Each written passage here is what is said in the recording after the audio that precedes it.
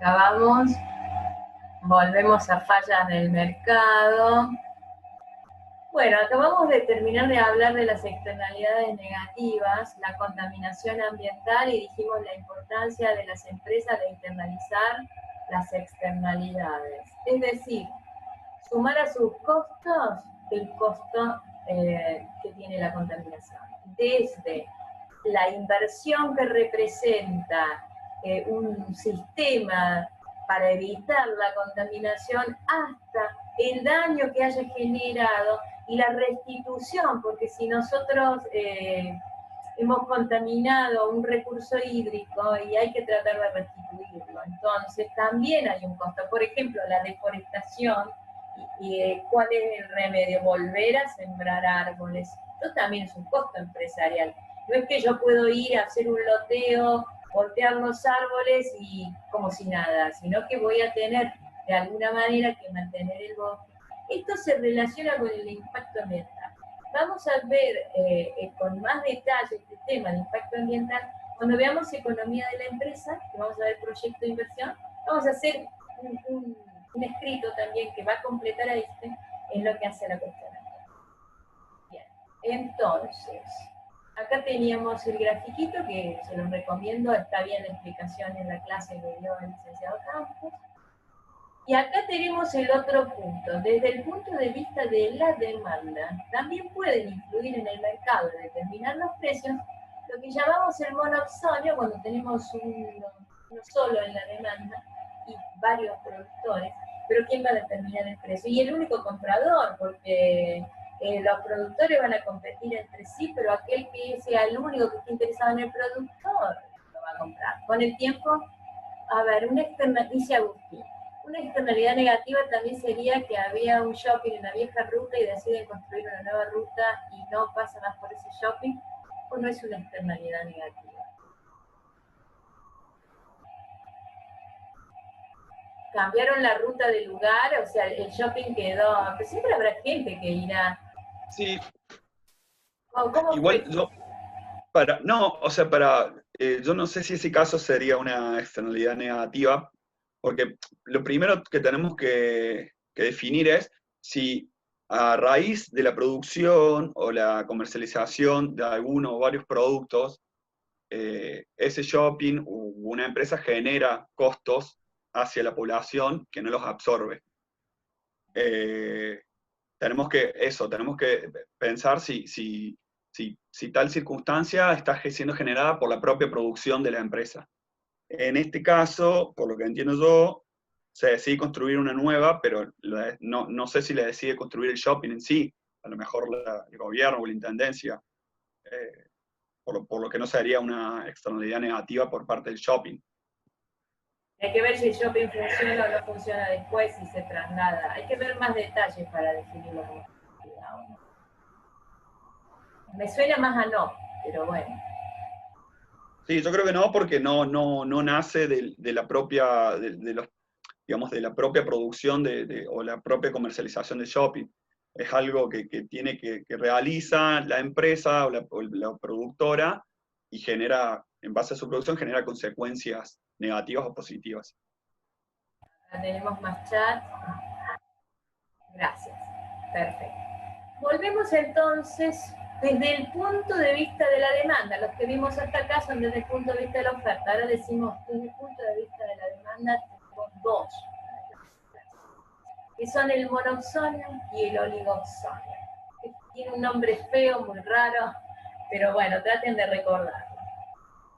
En el monopsonio tengo un solo consumidor y varios productores. ¿Quién determina el precio? Ese consumidor. Es una cosa muy rara, ¿no? Es como difícil, porque generalmente cuando yo ya no tengo mucho que vender, ni muchos que me compren, dejan de producir, ¿no es cierto? Que tengamos varios productores y un único, es como raro. Sí, a veces hay situaciones en las que hay un único comprador, por ejemplo, de determinada maquinaria que necesite un repuesto particular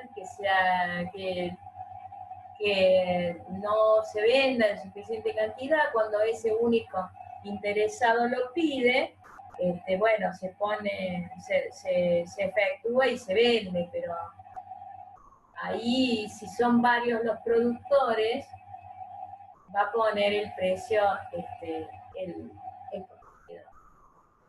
Es un ejemplo raro. Y el oligopsonio es cuando tengo algunos pocos consumidores y varios productores. Un caso semejante. Un ejemplo de monopsonio podría ser el Estado y las empresas con respecto a las licitaciones de infraestructuras. En todo caso, sí, podría ser, pero hay que ver cuántas... el Estado es el único que va a hacer determinada obra pública. Hay obra pública que... Y entonces voy a tener varias empresas que se presentan a licitación. Sería un caso. Sí, generalmente hay constructores, desarrollistas que solamente terminan haciendo obra pública, y en ese caso podría ser, pero también hay muchas constructoras o desarrollistas que trabajan para el sector público, como así también trabajan para el sector privado y tienen otras alternativas, digamos, para donde ofrecer su servicio. Algunas muy especializadas. Claro.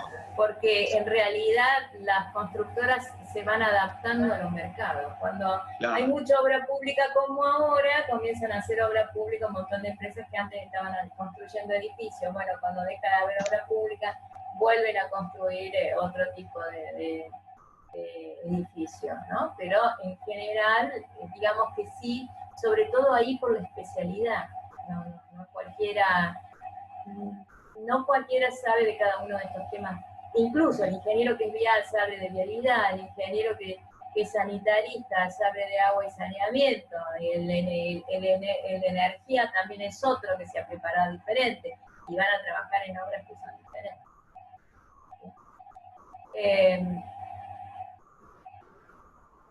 Y el oligopsonio sería lo mismo, porque nosotros tenemos obras municipales, tendríamos obras provinciales, nacionales, tendríamos algunos pocos para realizar.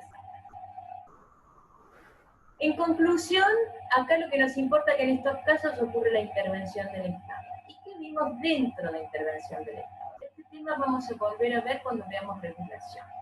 Que cuando vemos regulación yo lo voy a hacer acordar, recuerden cómo puede intervenir el Estado, lo van a entender más porque vamos a hablar de cómo está conformado el Estado de precios. Habíamos hablado de los precios máximos que se desarrolló en la última clase, donde tenemos el punto de equilibrio entre la oferta y la demanda, el precio del equilibrio y la cantidad demandada, la cantidad del equilibrio.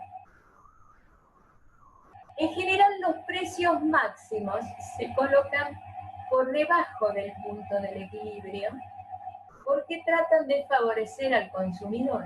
Carece de sentido que los coloque por encima del punto del equilibrio, porque el sistema tendería al precio del equilibrio.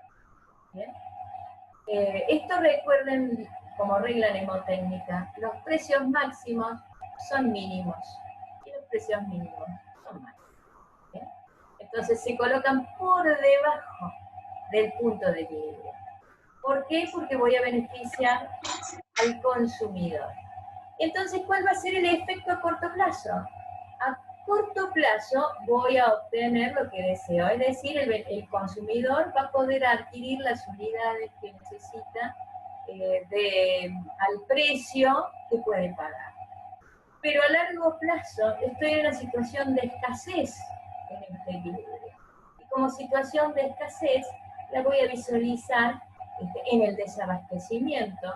¿Por qué? Y porque no le conviene al productor vender ese precio. Entonces, bueno, va a vender lo que tiene, si no puede estoquearlo, si puede estoquearlo probablemente deja un poquito como para cumplir con la ley y después va viendo. Y van a surgir otras marcas, porque cuando establece el precio mínimo, por ejemplo, de la leche, dice de la leche común, el precio máximo para la leche. Pero si le saca una leche con vitaminas A y D, ya no es la que está incluida en el precio máximo y la vende el precio del equilibrio de mercado. O sea que segundas marcas, empezamos a ver marcas raras que antes no estaban, pero que son los mismos productores que para preservar lo que representaba desde el punto de vista de la calidad de su marca, va sacando otro de menor calidad, que tiene menor costo, pero que le permite de alguna manera cumplir con este requisito de precio máximo y hacer que el consumidor pueda adquirir el producto al precio que puede pagar, porque estamos en una situación como esta, en la que van aumentando los precios, y nuestro consumidor no tiene un nivel de ingresos que le permite abonar en la cantidad que necesita para una cosa tan esencial como es el alimento. Por eso también los precios máximos son de productos esenciales y no son de productos de lujo. A ver, ¿qué dice el chat? Profe, si se asigna un precio máximo por sobre el punto de equilibrio, ¿habría una sobreproducción? No lo va a vender. Habría una situación de exceso del producto, de exceso de la oferta, porque el productor lo va a querer vender, pero el consumidor no se lo va a comprar. Entonces está en la situación opuesta. Y por esa razón carece de sentido, porque no lo va no lo va a seguir ni el productor ni el consumidor, porque ya saben qué es lo que va a ocurrir. Acá el productor se va a ver obligado. Entonces, a corto plazo va a cumplir, a largo plazo hay desabastecimiento. Hay segundas marcas y hay lo que se llaman los mercados paralelos, que empieza a encontrar el producto en ese punto de equilibrio en otros mercados que no son los oficiales. Por ejemplo, miremoslo con lo que pasa con el tipo de cambio. Cuando veamos tipo de cambio en macroeconomía, vamos a ver esta misma situación con el control del tipo de cambio. Cuando el Estado dice, bueno, el precio del dólar es no sé, pongamos 60 pesos, ¿sí? Hoy, bueno, hay que ver si en el mercado usted va a encontrar la cantidad de dólares que está dispuesto a comprar por 60 pesos. Lo más probable es que no. Si va al Banco Nación, a lo mejor le dice, bueno, yo le voy a vender $200 por mes. Y si voy a los... Eso son los bancos oficiales. Entonces, ¿dónde voy a conseguir si yo necesito 500? Voy a ir a los arbolitos. Los arbolitos no me lo van a vender al dólar oficial, me lo van a vender al precio del dólar que le llaman blue, es el paralelo, es el del equilibrio del mercado, es el que se daría naturalmente en oferta y demanda. Entonces surgen los mercados paralelos de las cosas. Por ejemplo, hay desabastecimiento de papel higiénico. Ahora con el coronavirus en España había desabastecimiento de papel higiénico. Primero comienzan a subir los precios, después comienzan a aparecer unos papeles higiénicos de otras marcas desconocidas con características de menor calidad, y después empezamos a no encontrar nada, porque directamente los estoquean. Y para conseguir, vienen otras personas que lo ofrecen por otro lado y la gente los paga. ¿A qué precio? Mucho más alto. Sería lo que ocurre. ¿Y para qué son los precios mínimos? Los precios mínimos se utilizan al revés cuando el Estado lo que quiere hacer es promover determinada actividad económica. Entonces, establece un precio por encima del punto de equilibrio. ¿Para qué? Para que el productor lo elabore.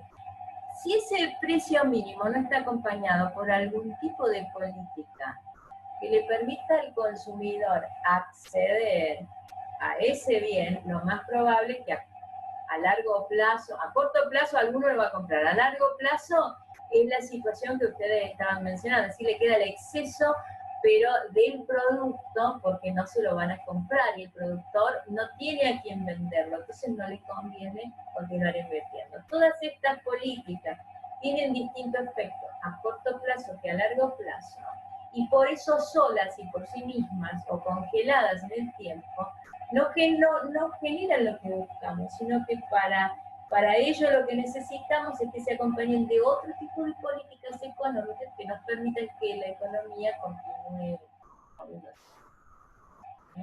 Regulación lo vamos a ver más adelante cuando veamos macroeconomía, sector público, pero básicamente se trata que el gobierno o el Estado pueda intervenir en dos aspectos de la producción: en el producto en sí mismo o en el proceso. Acá estamos en el precio máximo y precio mínimo, estamos interviniendo en el mercado. Primera forma de intervención. Acá decimos puede intervenir en el proceso. El ejemplo ambiental que les di es una intervención del Estado en el proceso, porque yo voy a poner una planta de tratamiento y el Estado va a decir, está bien, usted póngala, pero ojo, cuando usted elimina este tipo de efluentes, tiene que hacer este tipo de procedimientos para evitar que, o sea, va a tener que hacer, desbarrar, establecer chimeneas, filtrado, etcétera, para que los efluentes tengan esta calidad. Un ejemplo de intervenir en el proceso. Otro ejemplo de intervenir en el proceso es prohibir la utilización de determinados químicos. Usted trabajará con la química, que pueden generar problemas de salud o de seguridad para sus trabajadores. Que usted también le establezca determinadas normas de seguridad a los trabajadores, la utilización de determinado equipo, también es estar regulando procesos. Y regular productos es establecer características del producto. Se relaciona con lo que ustedes ven en calidad. Cuando ven lo que es calidad, los aspectos ambientales, sanitarios y de calidad, son básicamente regulaciones de producto. Cuando dice, por ejemplo, si usted fabrica harina, tiene que tener esta determinada calidad. ¿Bien? Eso está todo, son cosas técnicas que muy específicas de cada tipo de producción y que se establecen y que además van evolucionando, van cambiando en función de que uno va investigando. Hay productos que se le encuentran situaciones que generan tóxicos, entonces se sacan de circulación y otros sí se permiten, pero con determinadas calidades, con determinadas advertencias. Entonces está regulando productos. Sí, en ese sentido la ANMAT, que es justamente ve este tipo de cuestiones de los productos, no sé si habrán visto en las últimas semanas por medios en donde prohibían la comercialización de determinado tipo de yerba, determinados tipos de fideos también. Bueno, eso es una forma de regular el producto, ¿no? Hay que mantener ciertos estándares de calidad ya que ves, para el consumo del ser humano, ¿no? Así que sobre todo los productos alimenticios pasan por una cuestión bastante estricta. Y farmacéuticos. Y farmacéuticos. Son los más estrictos. Y acá, con el coronavirus, dice Agustín, en las fábricas el Estado debería intervenir para la utilización de barbijos y claro, sí, es regulación de procesos. Eso sería regulación de procesos. Bueno, ahora estamos regulados en todas partes con los procesos y además hay una cosa que es muy importante en regulación, hay que tener un régimen de sanciones. Si nosotros nos sancionamos y además controlamos, porque nosotros, a ver, ¿cómo funciona la sanción? Cuando yo sé que hay alguien que me controla, si nadie viene a controlarme, lo más probable es que no respete esa norma. Entonces, yo sé que van a venir, me van a controlar, me va a hacer una multa muy cara, me van a cerrar la fábrica o me van a decomisar las cosas, entonces yo voy a cuidar hago un análisis económico, costo-beneficio de cumplimiento de la norma, y más vale que cumpla la norma. En cambio, si no existe ese régimen sancionatorio, todo esto de la regulación es como que empieza a carecer de sentido.